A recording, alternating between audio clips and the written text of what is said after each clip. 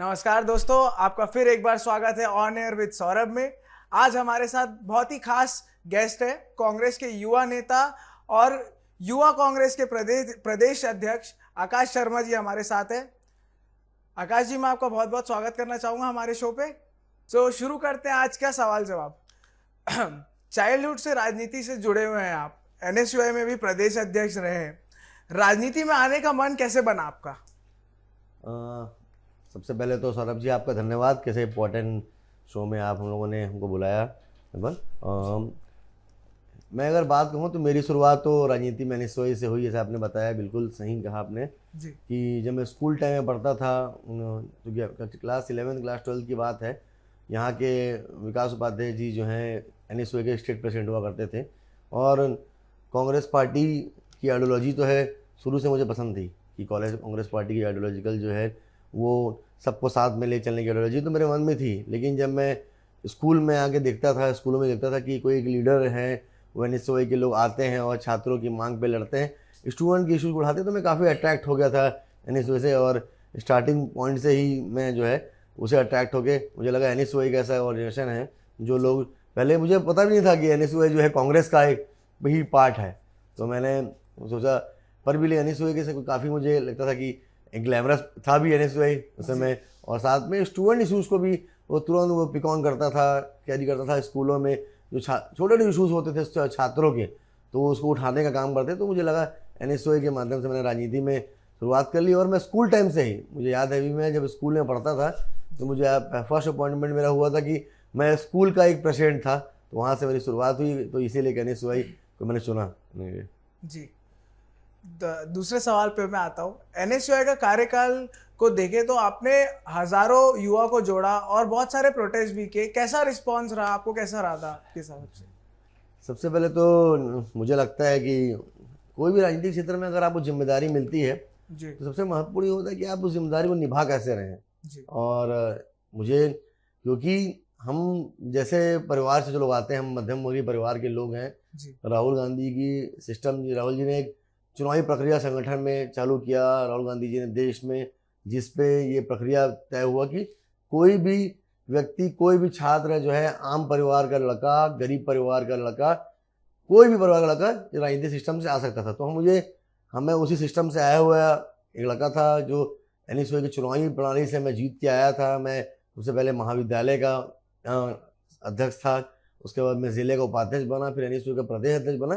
तो मुझे अपने पद की अहमियत पता थी कि मुझे मेरे क्या कार्य करना है। मुझे लगता है राजनीति में ये आपको गोल क्लियर होना चाहिए कि आपको करना क्या है। जी तो मैंने सबसे पहले, और निश्चित रूप से इस प्रदेश में का जो युवा है, वो, मैं अगर ये बात बोलूँ कि मैं ही, मेरे कारण ही जुड़ता है एनएसयूआई। इस प्रदेश में एनएसयूआई का एक काडर है। मैं एक बात बहुत ही दावे से बोलता हूँ, डंकी के चोट में बात बोल सकता हूँ कि एनएसयूआई ऐसा संगठन है इस प्रदेश में जहाँ स्कूल कॉलेज में पढ़ने वाला छात्र जो है, सबसे ज़्यादा अगर किसी को अपने करीब मानता है, सबसे ज़्यादा कोई समस्या में रहता है, तो सबसे पहले याद करता है तो वो एनएसयूआई को याद करता है। क्योंकि एनएसयूआई के 3 काम जो होते हैं, प्रवेश, परीक्षा, परिणाम, ये तीनों पे फोकस रहती है। और निश्चित रूप से उसी मुझे काफ़ी सारे युवाओं को जोड़ने का मौका मिला। हज़ारों युवाओं को हम लोगों ने जोड़ा इस संगठन से, और उसका नतीजा मिलता है। 2018 के विधानसभा चुनाव के समय भी लगातार आप काफी एक्टिव थे। इस बार भी आपने रायपुर दक्षिण विधानसभा से दावेदारी की है, तो क्या लगता है आपको इस बार कैसा रहेगा? देखो, इस बात पे तो मैं ये बात बोल सकता हूँ कि 2018 में जब वर्तमान के मुख्यमंत्री श्री भूपेश बघेल जी तत्कालीन प्रदेश अध्यक्ष थे जी और वो, हम लोग, मैं एनएसयूआई का अध्यक्ष था, वो प्रदेश कांग्रेस कमेटी के अध्यक्ष थे जी। वो इतना सारा काम हमको देते थे, इतना काम हमको देते थे। उनका एक मानना था, भूपेश बघेल जी की मैं बात कहूँगा कि उनका एक मानना था कि आज के दौर की राजनीति में युवा एक बहुत बड़ा परिवर्तन ला सकता है। तो जब भी मैं उनसे मिलता था तो हमेशा एक नया काम, एक नया टास्क मुझे मिलता था। चाहे मुझे याद है 2018 में कि जब रमन सिंह जी की विकास यात्रा निकली थी, तो माननीय भूपेश बघेल जी ने मुझे एक रमन सिंह की करोड़ों की बस वो लेके निकलते थे विकास यात्रा की, और एक खटारा बस को लेके मैं निकलता था विकास खोजो यात्रा में। तो विकास खोजो यात्रा की जिम्मेदारी तमाम अलग अलग, इस प्रदेश में आउटसोर्सिंग बड़ा मुद्दा था, जहाँ प्लेसमेंट के माध्यम से बाहर की ठेके प्रणाली से नौकरी मिलती थी, बाहर के प्रदेश से लोग आ करते थे। उसका मैंने विरोध किया, कई बार मुझे जेल जाने हुआ। तो मुझे 18 में मैंने काफ़ी काम किया और इसका श्रेय मैं भूपेश बघेल जी जाते हुए देता हूँ। उन्होंने काफ़ी मुझे कुछ काम दिया और हमने सिखाया, डांटते थे, वो संतुष्ट नहीं होते हमारे काम से, क्योंकि ये लोग अच्छा काम करेंगे, नया काम करेंगे, उन्हें बहुत अवसर दिए। और अभी निश्चित रूप से कांग्रेस पार्टी का धन्यवाद देता हूँ कि कांग्रेस पार्टी में ऐसी प्रक्रिया आ चुकी है। कांग्रेस पार्टी ही ऐसी पार्टी है, लोकतांत्रिक पार्टी है, जहाँ पर कोई भी कार्यकर्ता के लिए खोल दिया। भूपेश बघेल जी, कुमारी शैलजा जी और दीपक बैज जी ने ऐसे, और मल्लिकार्जुन खड़गे जी, राहुल जी ने एक ऐसा प्रक्रिया भी विधानसभा चुनाव में लेकर आया कि कोई भी कार्यकर्ता कांग्रेस पार्टी से टिकट मांग सकता है और कांग्रेस पार्टी से चुनाव लड़ सकता है। तो मैंने भी, क्योंकि मैं रायपुर सुंदरनगर रहने वाला हूँ, तो मुझे लगता है कि मुझे ऐसे आया कि रायपुर दक्षिण की जनता की मुझे सेवा करनी चाहिए, रायपुर दक्षिण मुझे कार्य करना चाहिए, रायपुर दक्षिण की महिलाओं के लिए, युवाओं के लिए और हमारे बुजुर्ग सियान के लिए मुझे काम करना चाहिए। मुझे रायपुर दक्षिण से मैंने दावेदारी की है, पार्टी से मैंने टिकट का आवेदन किया है। जी आकाश जी, काफी बड़े नेताओं का नाम दक्षिण क्षेत्र से कैंडिडेट्स नाम सामने आ रहे हैं, क्या लगता है आपको कि मौका मिल पाएगा? देखो, निश्चित रूप से दक्षिण विधानसभा से 36 लोगों ने टिकट मांगा है जी। तो मुझे लगता है कि 36 लोगों ने टिकट मांगा, टिकट तो एक को मिलेगी जी। और तो पार्टी के, क्योंकि पार्टी का जैसा आदेश होगा, मुझे पार्टी की अपनी एक प्रक्रिया है, पार्टी की स्क्रीनिंग कमेटी है, प्रभारी है, सर्वे है पार्टी का, सरकार का, तमाम अलग अलग प्रक्रिया है और क्राइटेरिया एक ही है कि जो जीत सकता है उसको टिकट मिलेगा। और निश्चित रूप से कांग्रेस पार्टी इस बार दक्षिण विधानसभा जीतने भी वाली है, तो मुझे लगता है कि जो उचित रहेगा उसे टिकट मिलेगा। सब हमारे वरिष्ठ नेता हैं, कई हमारे वरिष्ठ नेताओं ने आवेदन किया है, जिसको उनका ही मार्गदर्शन, किसी भी एक आदमी को टिकट मिलेगा, सबको मदद मिल करना पड़ेगा, कांग्रेस पार्टी जाना पड़ेगा, कोई दिक्कत नहीं। पार्टी ने आवेदन किया है, पार्टी जैसा फैसला लेगी, पार्टी के साथ रहेंगे। जी। इस बार चुनाव को लेकर क्या स्ट्रैटेजी है? मुझे लगता है सौरभ जी कि कांग्रेस पार्टी ने पिछले 4 साल में ऐसा कोई वर्ग नहीं है जिसके लिए कार्य नहीं किया होगा।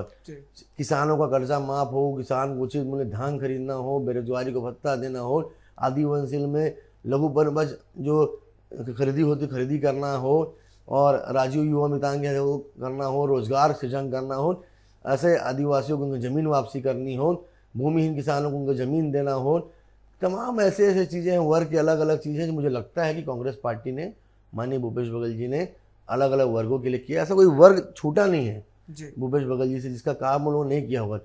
तो मुझे लगता है कि यही स्ट्रेटजी है। यूथ कांग्रेस का एक कार्यक्रम भी चल रहा है अभी, भूपेश है तो भरोसा है, हितग्राही कार्ड कैंपेन। तो हम लोग बस सरकार की योजनाओं को, मुझे लगता है कांग्रेस पार्टी के कार्यकर्ता, मुझे लगता है जो हम कर भी रहे हैं अभी, और तमाम कांग्रेस कार्यकर्ता भी कर रहे हैं अलग अलग माध्यम से, कांग्रेस पार्टी के कार्यकर्ता, मुझे लगता है कि सरकार की योजनाओं को अगर अंतिम व्यक्ति तक लेकर चले गए तो सरकार, यही सबसे बड़ी स्ट्रेटजी होगी सरकार वापस लाने की। जी। घोषणा पत्र की तैयारी हो रही है, उधर भाजपा के कैंडिडेट्स की दूसरी लिस्ट जारी करने की तैयारी में है, तो आपको क्या लगता है कि ये भाजपा ने पहले क्यों मतलब अपना लिस्ट ऐसे बाहर निकाला? 2 अलग अलग सवाल है आपके, दोनों अलग पे मैं आऊँगा मैं। जी। घोषणा पत्र, क्योंकि मैं भी मैनिफेस्टो कमेटी का मेंबर हूँ, जी। 2 बैठक हमारी हो चुकी है, 8 वरिष्ठ नेताओं के साथ मुझे मौका मिला है। तो मैनिफेस्टो कमेटी में तो कांग्रेस पार्टी का जब घोषणा पत्र पिछले बार आया था, तो याद होगा आपको है था कि किसानों ने मंडियों में धान बेचना बंद कर दिया था। कांग्रेस पार्टी के घोषणा पत्र, जब कांग्रेस पार्टी घोषणा पत्र आया था कि 2200 में हम धान खरीदेंगे, 2000 उचित मूल्य धान खरीदेंगे, तो इस प्रदेश का जो किसान है, महिला है, आदिवासी है, युवा है, वो सबसे ज़्यादा भरोसा करता है तो कांग्रेस पार्टी पे करता है। तो कांग्रेस पार्टी का घोषणा पत्र निश्चित रूप से बड़ा मज़ेदार आने वाला है। मैं बता रहा हूँ सौरभ जी, जिस दिन कांग्रेस पार्टी का घोषणा पत्र आ गया ना, उस दिन देखना भारतीय जनता पार्टी की 1 सीट जितना मुश्किल हो जाएगा।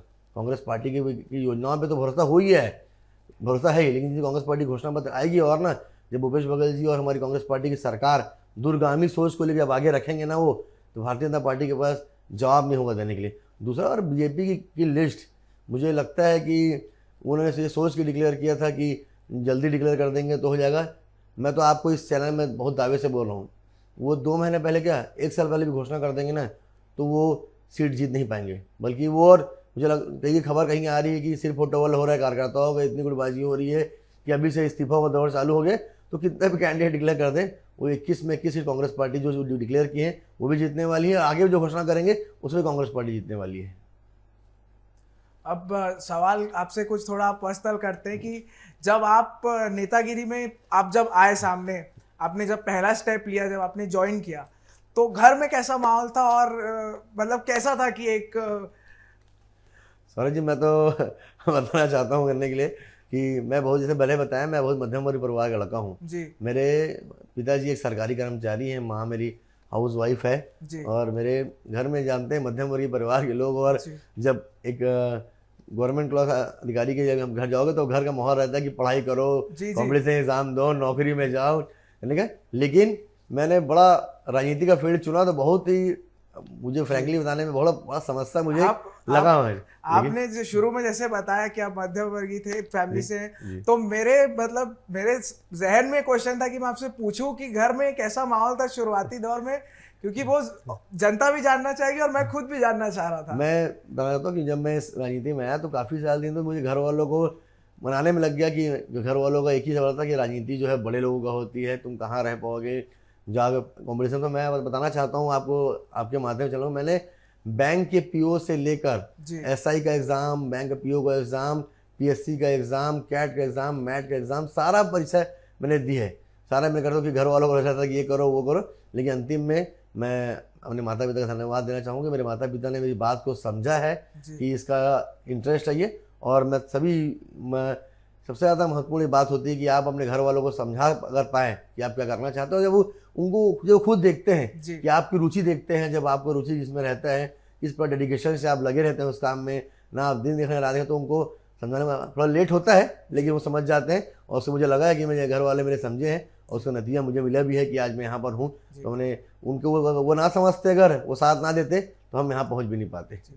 आज वो आपको ऐसे देखते होंगे तो बहुत खुश होते होंगे, बहुत निश्चित गर्व फील होता होगा निश्चित उनको। रूप से, क्योंकि जब मैं जैसे बताया मैंने कि जब हम ऐसे राजनीतिक परिवार से आओ जिसके दूर दूर पर राजनीति को रहना जानता हो, और ऐसे जगह में कांग्रेस पार्टी ने मौका दिया है, तो उन्हें बहुत खुशी भी होती है कि, और धन्यवाद भी देते हैं कांग्रेस पार्टी को और हमारे सभी वरिष्ठ नेताओं की, कि हमारे ऐसे बहुत सारे लोगों को, मैं अपनी बात नहीं करूँगा, मुझे लगता है कि कांग्रेस पार्टी में आज आधे से ज़्यादा लोग जो है गैर राजनीतिक परिवार से आए हैं, और आज उनको अवसर मिल भी रहा है और वो लोग काम भी कर रहे हैं। जी दूसरा सवाल पूछना चाहूंगा मैं कि आप भूपेश बघेल जी के सलाहकार जो राजेश तिवारी जी हैं, उनके सन इन लॉ भी हैं, जी। तो उनसे आपको कैसी मोटिवेशन मिलती है, प्रेरणा कैसी मिलती है आपको उनसे? देखो, आज मैं इस बात को बड़ा खुले मन से बोलना चाहता हूँ कि दो चीज़ें हैं। राजेश तिवारी जी जो है सीएम साहब के सलाहकार हैं, और इससे पहले वो कांग्रेस पार्टी के वरिष्ठ नेता भी हैं। जी और मुझे क्योंकि, और मेरे फादर के बारे में बताया तो बहुत ही अलग प्रकार के राजनीतिक व्यक्ति हैं, बहुत सिद्धांतिक व्यक्ति हैं। हाँ। ऐसे मैं एनएसयू का अध्यक्ष बन गया तब मेरी शादी हुई, और हाँ। तो मुझे बताना चाहता हूँ कि वो बहुत ही राजनीति में उनका एक ही लाइन रहता है कि आपको कोई भी बैकडोर मदद नहीं मिलेगी, आपको कोई भी सहयोग नहीं मिलेगा। आप में अगर काबिलियत होगी तो ही आप आगे आ पाएंगे, और आप में अगर काबिलियत नहीं होगी तो कोई मदद नहीं मिलेगी। कांग्रेस पार्टी को वो कभी, एक बात बोलते हैं, पार्टी को कभी जो काम करने वाले लोग हैं उनको आगे लाना है, किसी के संबंधी हैं जिसका मान ले। लेकिन हाँ, मुझे एक सीख उनसे मिलती है, क्योंकि वो भी कांग्रेस से पॉलिटिक्स से आए हैं। आज जो इस प्रदेश में ट्रेनिंग का मॉडल बना है उनकी ही टीम ने बनाया है। इस प्रदेश में बूथ सेक्टर का काम जो है उनकी टीम ने किया है। बड़े रणनीतिकार भी कहे जाते हैं, तो मुझे निश्चित रूप से अगर उनसे कुछ सीखता हूँ तो मैं प्रयास तो करता हूँ, अभी तक तो सीख पाया नहीं हूँ, कुछ लगता है कुछ परसेंट ही सीख पाया हूँ। उनके रणनीतिकार जो बनाते हैं कांग्रेस पार्टी को, और डेडिकेशन जो कांग्रेस पार्टी के लगाते हैं, वो चाहे आज अलग अलग राज्यों में, आज छत्तीसगढ़ के बाद उत्तर प्रदेश राज्य में काम कर रहे हैं, उत्तर प्रदेश राज्य के प्रभारी हैं, तो मुझे बड़ा सीखने को मिलता है उनसे, और बड़ा मोटिवेशन मिलता है, क्योंकि जिस डेडिकेशन से वो कांग्रेस पार्टी के लिए काम करते हैं वो सही में क्या तमाम युवाओं को भी सीखने की ज़रूरत है उनसे, कि इतना रणनीतिकार तरीके से, इतना मैनेजमेंट तरीके से अपनी चीज़ों को पेश करते हैं, रखते हैं, और कांग्रेस पार्टी उसके नतीजा मिलता है।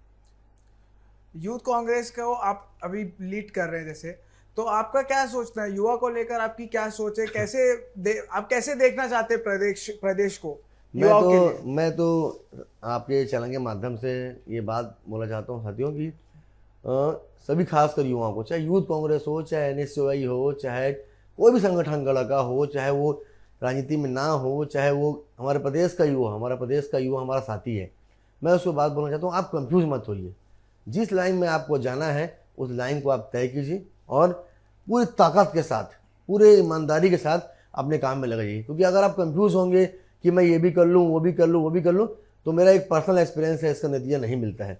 अगर आप मीडिया के लाइन में जाए तो मीडिया में जाइए, अगर आप डॉक्टर बनना चाहते हैं डॉक्टर बनिए, अगर आप वकील बनना है तो वकील बनिए, अगर आप PSC दें तो PSC बनिए, आप अगर लगता है राजनीति मानना चाहते हैं तो निश्चित रूप से आइए। और हमारे प्रदेश के मुख्यमंत्री कहते हैं मैं तो आज रोगी राजनीतिक संगठन का प्रदेश अध्यक्ष हूँ, तो मैं खुले मन से आज सभी युवाओं को बोलता हूँ कि इस देश की राजनीति बदलेगी तब, इस प्रदेश की राजनीति बदलेगी तब जब हमारे से आप जैसे पढ़े लिखे युवा जो है, हर वर्ग के युवा जो है, अनुसूचित जनजाति, अनुसूचित जाति, हर वर्ग के युवा जब राजनीति में आएंगे ना तो इस प्रदेश की राजनीति बदलेगी, देश भी बदलेगी। लेकिन मैं अपने युवा साथियों को कहना तो कंफ्यूज मत होइए, जो काम हम करना चाहते हैं बड़ी ईमानदारी से लगन से कीजिए। अभी छत्तीसगढ़ में बेरोजगारी भी काफी बड़ी एक समस्या है, उस पर आप क्या कहना चाहेंगे? मुझे लगता है कि देखो बेरोजगारी तो एक समस्या है, इस बात में नहीं आता, लेकिन मैं एक बात को, मैं कांग्रेस पार्टी का एक कार्यकर्ता हूँ इसलिए बात नहीं बोल रहा हूँ, क्योंकि मैं इस प्रदेश का एक युवा भी हूँ और युवा संगठन का सदस्य हूँ। कांग्रेस पार्टी ने प्रयास किया है, प्रदेश के मुख्यमंत्री ने प्रयास किया है बेरोजगारी का। आप देखेंगे इन कंपेरिजन टू बाकी प्रदेश, बाकी स्टेट, हमारा स्टेट छत्तीसगढ़ में बेरोजगारी दर 0.2% है, मतलब बाकी सबसे न्यूनतम बेरोजगारी दर जो है वो कांग्रेस पार्टी की सरकार ने किया है, इस प्रदेश में किया है। मैं सौरभ जी बताना चाहता हूँ आपको, कांग्रेस पार्टी ने 2 तरीके से रोजगार सृजन किया है युवाओं के इस प्रदेश में, चाहे एक डायरेक्ट वे से किया या इनडायरेक्ट वे से किया है। तमाम 5 लाख से ज़्यादा सरकारी पोस्ट निकाले गए हैं, अलग अलग विभागों में भर्ती हुई है। मैं छोटा उदाहरण देना चाहता हूँ, जब मैंने इसका अध्यक्ष था तो जब मैं महाविद्यालय में दौरा करता था तो कॉलेज के छात्र छात्राएँ मुझे मिलती थी, बोलते थे भैया कि पढ़ने के लिए अच्छा गुरुजी नहीं है, शिक्षक नहीं है, ये सब्जेक्ट नहीं है, छात्रावास नहीं है, स्कूल की कॉलेज की बिल्डिंग नहीं है, बुनियादी सुविधाओं कर रहे हैं। और आज कांग्रेस पार्टी जैसी सरकार में आई, केवल और 4 साढ़े 4 साल 5 सालों में कोरोना का टाइम को देखते हुए भूपेश बघेल जी ने 14,000 प्रोफेसर की भर्ती की, शिक्षकों की भर्ती दी, महाविद्यालय में व्यवस्था कराया और युवाओं छात्रों को उनको बुनियादी सुविधा दी। कभी आज सबसे ज़्यादा छात्र अगर प्यार करते हैं इस प्रदेश में तो हमने भूपेश बघेल जी को, एक कका का नाम जो है वो छात्रों ने भूपेश बघेल जी को दिया है, और क्योंकि उनका लगाव है उस मुख्यमंत्री, वो मुख्यमंत्री समझते हैं कि छात्रों की बुनियादी सुविधा क्या है। तो मुझे लगता है कि और रोजगार का मौका भी मिलेगा, और मुझे पूरा भरोसा है भूपेश बघेल जी के नेतृत्व में, कांग्रेस पार्टी के नेतृत्व में रोजगार का सृजन बढ़ेगा। हमारा प्रदेश जो है आज जो कुछ परसेंट बेरोजगारी है वो भी पूरा 0% में आएगा, ये मुझे पूरा भरोसा है। आप खुद एक युवा है, अगर आपको टिकट मिलती है तो आप यूथ से जुड़ा कौन सा मुद्दा उठाएंगे? क्योंकि आप यूथ से देखिए, आप इतना कनेक्ट करते हैं, आपको सब इतना जानते हैं, तो आपको पता होगा असलियत में कि यूथ में कैसे मुद्दे जो उठने चाहिए। मुझे लगता है कि युवाओं की जो छोटी बुनियादी सुविधाएं हैं, हर युवा को मैं क्लासीफाई करता हूँ अलग 2 वर्गों में। मुझे लगता है कि युवाओं को लगता है एक महाविद्यालय में पढ़ने वाला छात्र भी युवा होता है और एक जो महाविद्यालय से क्रॉस कर लेता है। मुझे लगता है कि युवाओं की बहुत छोटी छोटी समस्याएं होती है जो हमें जो एक जनप्रतिनिधि आराम से सवाल पे हल कर सकता है, जो इस प्रदेश के मुख्यमंत्री जी ने ध्यान देना शुरू किया है। जब एक युवा जो है छात्र रहता है तो उसकी बुनियादी सुविधा थी, जो कॉलेज में जब कोई परीक्षा फॉर्म भरता है, वो कोई कॉम्पिटिशन एग्जाम देना चाहता है वो, तो उसकी शुल्क माफ़ कर दी, तो थोड़ा ध्यान सरकार ने दिया। तो मुझे लगता है कि जब मुझे अवसर मिलेगा तो मैं युवाओं की छोटी छोटी समस्या है जो विद्यालय से पढ़ने वाले महाविद्यालय तक और महाविद्यालय से बाहर निकलने वाले कई हमारे छात्र जो हैं, जब युवा बनते हैं तो युवा को उनको रोजगार दिलाने की उचित व्यवस्था करना, उनकी मांग को उठाना, और उन्हें अगर रोजगार केवल सरकारी नौकरी ही रोजगार नहीं होती है, अलग अलग माध्यम से युवाओं को उनको व्यवस्थापन करना, उनको एक लाइफ में सेटल्ड जानकारी देना, उनका गाइडेंस देना। और मुझे लगता है इन छोटे छोटे मुद्दों पे मैं खड़ा उतरूंगा, और मुझे अगर पार्टी अवसर देती है और क्षेत्र अवसर देती है तो, क्योंकि मैं खुद एक युवा राजनीति में हूँ और युवा संगठन से आया हूँ, सबसे ज़्यादा अगर फ़ायदा मैं किसी को दे पाऊँगा तो युवा वर्ग को दे पाऊँगा। मैं आपसे एक और सवाल ये जानना चाहूँगा कि अगर पार्टी से टिकट नहीं मिलती तो क्या रणनीति रहेगी आपकी? मुझे लगता है अगर पार्टी से टिकट मुझे नहीं मिलती है जी, तो अगर पार्टी से टिकट मिलती है तो मैं शायद 16 घंटा काम करूँ। अगर पार्टी टिकट नहीं मिलेगी तो शायद तक मैं 18 घंटा काम करूँगा। और इस बार रायपुर दक्षिण से मैंने टिकट मांगा है। मेरा एक ही उद्देश्य है, रायपुर दक्षिण में कांग्रेस पार्टी का विधायक बनेगा और हम बना के रहेंगे। NSUI या यूथ कांग्रेस के चुनाव से जुड़ा हुआ कोई किस्सा जो आप शेयर करना चाहते हैं, जो कुछ ऐसा इंटरेस्टिंग, क्योंकि ऐसा बहुत कुछ होता है, जो लोग टीवी में देखते हैं वो तो काफी स्टैग्नेंट रहता है, काफी कम देखते हैं। एक बात आपको घटना बताना चाहता हूँ। जब मैं पहली बार कॉलेज में गया, महाराजा अग्रसेन कॉलेज में मैं छात्र था जी, तो जब मैं कॉलेज पहली बार गया तो मुझे लगता था कि कॉलेज कि बाहर जब मैं मूवीज वूज आती थी जी। तो देखता था मैं कॉलेज के बाहर बैठो, कॉलेज के बाहर जिसका दबदबा रहता है हाँ। वो उसे मूवी भी आती थी, तेरे नाम टाइप के राधे भैया की मूवी भी आती थी, जो देख के लगता था कि कॉलेज के बाहर दबदबा बना लो तो अंदर दबदबा बन जाएगा। लेकिन मुझे लगता था तो ये दबदबा हम सोचते थे कि मेरे दोस्त यार हम लोग, लेकिन जब पहली बार एनएसयू का संगठन चुनाव हुआ तो हम लोगों ने अपने दोस्त को खड़ा किया और अपोजिट में खड़ा हुआ एक मेरा अधूरा साथी था, अधूरा संगठन वो भी खड़ा हुआ। मुझे याद है कि मैं सोचता कि हम लोग तो एकदम हमारा बड़ा ग्रुप है, हम लोग बड़े नाम वाले, हमारा दबंगे चलती कॉलेज में, हमारा चुनाव जीत जाएंगे हम लोग। लेकिन चुनाव का नतीजा तो ये हुआ कि हमारा कैंडिडेट चुनाव में हार गया, दूसरा कैंडिडेट जीत गया। जो तो मुझे समझ में आया, तब मुझे एक नेता ने कहा कि अगर कॉलेज की राजनीति करनी है, एनएसयू और कांग्रेस की राजनीति करनी है, आपको एनएसयू की राजनीति खासकर करनी है कॉलेज के अंदर, तो आपको कॉलेज के अंदर रहना पड़ेगा और छात्रों के साथ रहना पड़ेगा, छात्रों के बीच रहना पड़ेगा, तभी आप चुनाव जीत पाएंगे। और एनएसयू कांग्रेस का चुनाव तो मेरे लिए जीवन में मैं बहुत राहुल गांधी जी को हजारों लाखों बार धन्यवाद दूंगा कि अगर ये चुनाव ना होता तो शायद आकाश शर्मा ऐसा नेता भी नहीं होता। और राहुल गांधी जी का बहुत धन्यवाद, कि भूपेश बघेल जी का धन्यवाद कि ऐसे नेताओं को उन्होंने हमेशा चुना है, ऐसा लाया है। और मैं बहुत सारे अपने जो बड़े भाई हैं ये चुनाव प्रणाली से आए, ये चुनाव प्रणाली से ही जो लोग हैं जीत के आते हैं, चुनाव प्रक्रिया से अच्छे नेता बन गया। चाहे आज देख लीजिए भिलाई के जो महापौर थे, आज भिलाई के विधायक देवेंद्र भी हैं, वो इस प्रणाली से आए हैं। तमाम ऐसे अलग अलग नेता हैं जो आज क्षेत्र प्रतिनिधित्व कर रहे हैं, उसी राहुल गांधी की प्रणाली से आए हैं और आज कांग्रेस पार्टी प्रतिनिधित्व कर रहे हैं। आकाश जी, और आप जैसे अभी तो चुनावी साल है तो आप काफ़ी बिजी रहते हैं, बट ऐसा आपको जब कभी खाली समय मिलता है तो आप क्या ऐसी कुछ अलग चीज़ करते हैं, कुछ आपकी हॉबी होगी ऐसा कुछ? मुझे सबसे बड़ी बात तो मुझे घर में को लोग मेरे दोस्त हैं, मुझे मेरे घर वाले, मेरी जो धर्मपत्नी है वही बात बोलती है कि आप मेरे को राजनीति के सिवा किसी में इंटरेस्ट आता नहीं है। क्योंकि मुझे लगता है, मैं दावे से बोल सकता हूँ कि मैं 24/7 पॉलिटिक्स करता हूँ। हाँ। और कभी अगर अवसर मिल जाता है राजनीति के माध्यम से, कहीं मैं अलग से घूमने नहीं जाता हूँ, कहीं ऐसे मेरे को नहीं आता, लेकिन अगर मुझे कहीं लगता है कि मैं राजनीति कार्यक्रम से बाहर जाऊँ तो मुझे घूमने का बड़ा शौक है। और मुझे इस राजनीतिक फील्ड के माध्यम से मुझे देश भर में घूमने का मौका मिला है। आज देश के अलग अलग जगह देखने का मिला है, जानने का मौका मिला है। लेकिन मुझे लगता है कि मैं ज़्यादा में किसी का हॉबी रहता है कि कोई गाता अच्छा है, कोई बजाता अच्छा है, कोई खेलता अच्छा है, लेकिन मुझे लगता है कि मैं सबसे 24 घंटा राजनीति अच्छा करता हूँ। तो मुझे हॉबी भी राजनीति मेरी। तो एक आखिरी सवाल आपसे कि आप कोई ऐसी एडवाइस जो यूथ को आप देना चाहेंगे? मुझे लगता है कि युवा जो है, ठीक है, आज का दौर का युवा देखता हूँ मैं सोशल मीडिया में, इंस्टा में, रील्स बनाने में, सभी चीज़ों में व्यस्त है। जी, डजंट इशू, वो भी एक मुद्दा है, कोई दिक्कत नहीं। लेकिन मुझे लगता है कि युवाओं को जागरूक होना चाहिए। ये केवल जो है, अगर आप जागरूक नहीं होंगे तो आप लोग जो है देश बदलेगा कैसे? अगर युवा जागरूक नहीं होगा, कोई सबसे ज़्यादा ऊर्जा, सबसे ज़्यादा एनर्जी किसी के पास रहता है तो मुझे लगता है कि युवा के पास रहता है। अलग अलग फील्ड में अलग अलग काम करते हैं। जैसे मेरा इंटरव्यू भी जो लेके युवा ले रहा है, उसमें भी काफ़ी एनर्जी है सौरभ भाई आप में। तो मुझे लगता है अलग अलग फील्ड में जो युवा होते हैं उसे एनर्जी होना चाहिए और वो जागरूक होना चाहिए समाज के लिए। क्योंकि अगर युवा जागरूक रहेगा तो निश्चित रूप से समाज, देश, प्रदेश सब आगे बढ़ेंगे। और क्योंकि मतदाता जागरूक समय भी चल रहा है, तो मैं आपके चैनल से सभी युवाओं को, खासकर मैं नए युवाओं को कहूँगा कि आप अगर अब वोटर लिस्ट में आपका अगर नाम नहीं जुड़ा है तो नाम जुड़ाइए और मतदान कीजिए। मतदान सबसे बड़ा अधिकार होता है जो राजीव गांधी जी ने युवाओं को दिया है। मतदान करके ही आप देश और समाज को अपना प्रतिनिधित्व कर सकते हैं और लोगों को जागरूक कर सकते हैं। आकाश जी, आज आप हमारे शो पे आए, उसके लिए आपका बहुत बहुत धन्यवाद। सौरभ जी, बहुत धन्यवाद आपका। मुझे बहुत खुशी हुआ कि एक यंग एंकर ने मेरा इंटरव्यू लिया है और मुझे लगता है मेरी बात हमारे प्रदेश के युवाओं को पसंद आई होगी। धन्यवाद। जय छत्तीसगढ़ जी।